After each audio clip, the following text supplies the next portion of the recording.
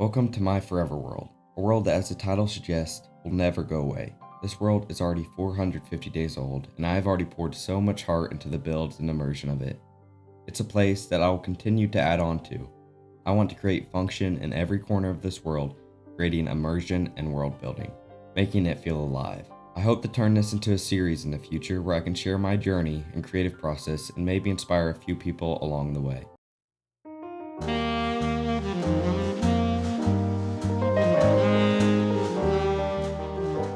Welcome to my starter base. This is where I very firstly started out. Around day 100, I spent the first 100 days just grinding and grinding. But once I decided to settle down and live a calm life, I built this. It is very inspired by English cottages. At the time, I was very obsessed with those and trying to recreate them in Minecraft. And this is one of my favorite ones that turned out. This is a very different palette than I'm used to. I usually work in all the grays and stones, but I decided to try to be unique this time. So I worked in these bricks. I still added those stony outcroppings because I love a good old stone palette. Now, one thing I mentioned in the intro of this world is I want to create function and immersion in this world. So the very first way I started doing this was in my starter base, because you got to get started on the right foot. So of course I have my smokers where I can smoke a bunch of stuff, and then my food storage where I'm not just going to store it in a big wall of chests. I'm going to have extra storage for my food and where the food should be stored. It's going to be stored in the kitchen. We have my bedroom here. I got all the important stuff a bedroom could need, except for a few cow heads. I don't know why those are there. Got a clock, some bookshelves with no books in them, a little bit of a map that hasn't been updated in a bit. There we go. That is how much stuff I've done recently. I just want to put that out there.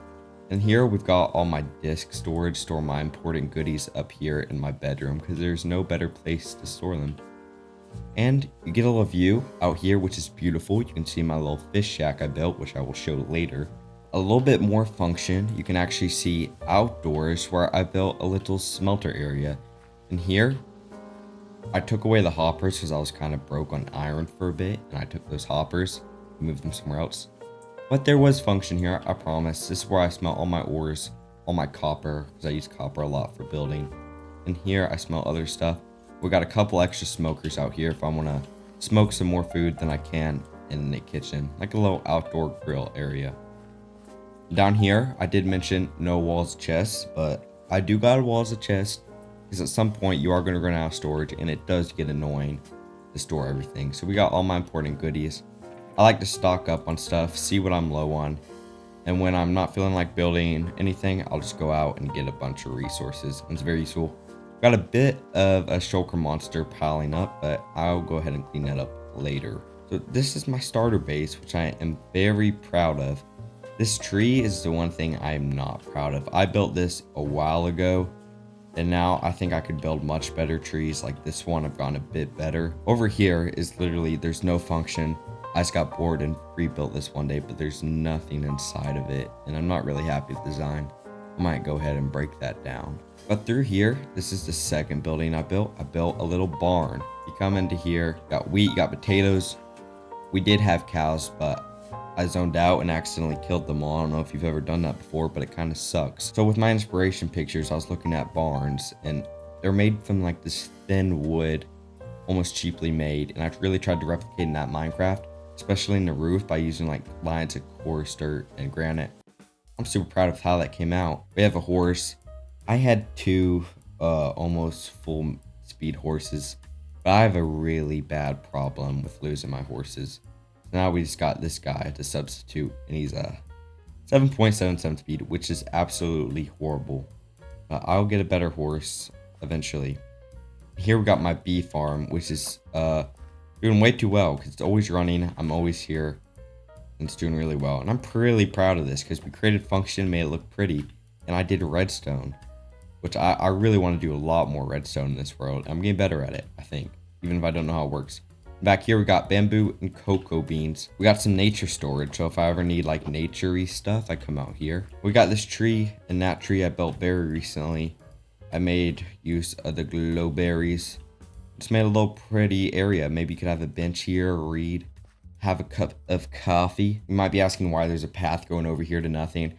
And the answer is there was once something. There's a zombie farm under there, which I don't use anymore because it's awful. But there was a building for this, but I realized I hated that building and I actually tore it down. And I got my sheeps here whenever I need wool. And then lastly, to round up my starter base area, we have this nether portal area. I am super proud with how this came out. The original plan was a quarry area, but I saw I could make a really cool nether portal, and I turned it into kind of this lush cliffside with a nether portal. Because my nether portal was originally just one of those boxes right up there on top of there, and it was ugly. And I will show you my quote-unquote nether hub. It's more of a couple nether portals and ice highways that are very ugly, but it's still a nether hub. And that actually about rounds up my starter area. It's coming along very well, and I plan to add more, maybe smelting areas, silos, all that type of stuff you would normally see in the starter area. And I'm super proud of how my starter area came out.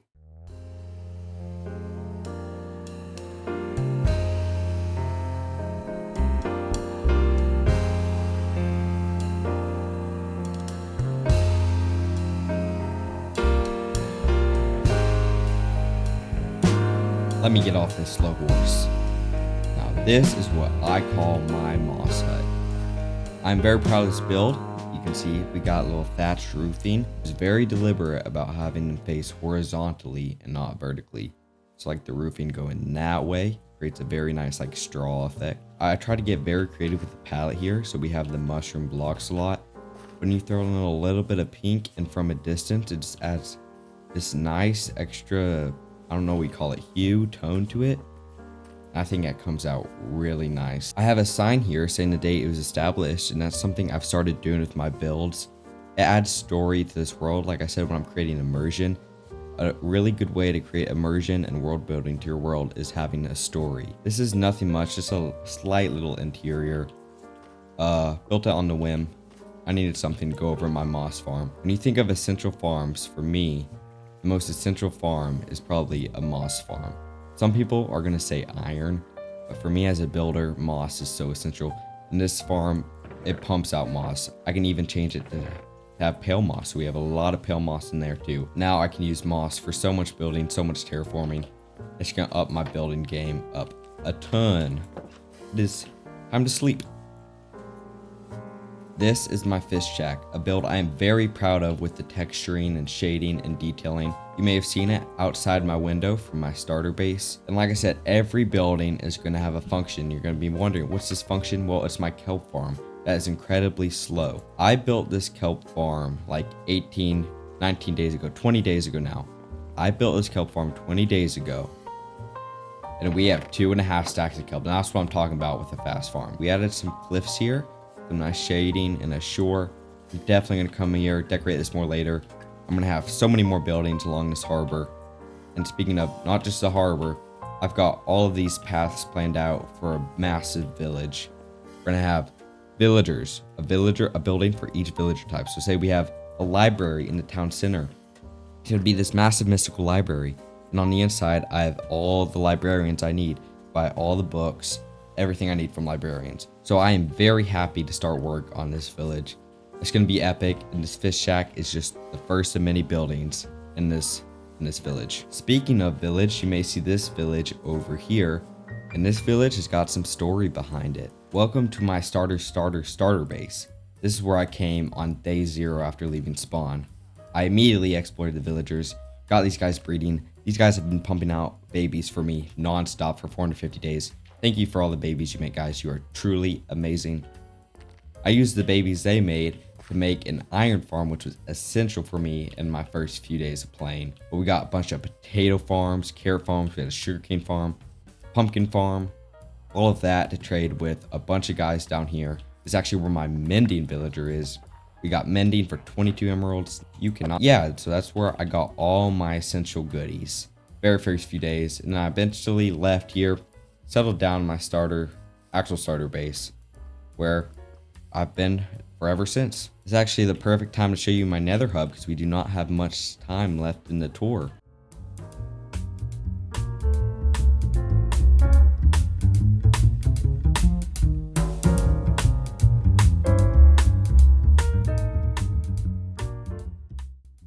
gotten myself in a bit of predicament here. Okie dokie, I am assuming he's gone, but this is my end where I killed the Ender Dragon, and this is my Enderman farm where I built an ice highway to get to it, because I was tired of walking very far to get XP every time. And y'all know what an Enderman farm is. I'm not going to go over there, but I got an enchantment table there and my way to get XP. Believe it or not, that is actually it for my world tour. I hope you found parts of my world interesting or inspiring in some sort of way.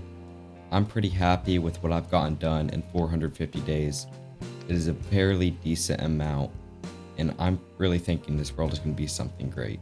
Thank you guys so much for watching this tour. I put a lot of effort into recording and editing it. And if you enjoyed it, I would really appreciate a like.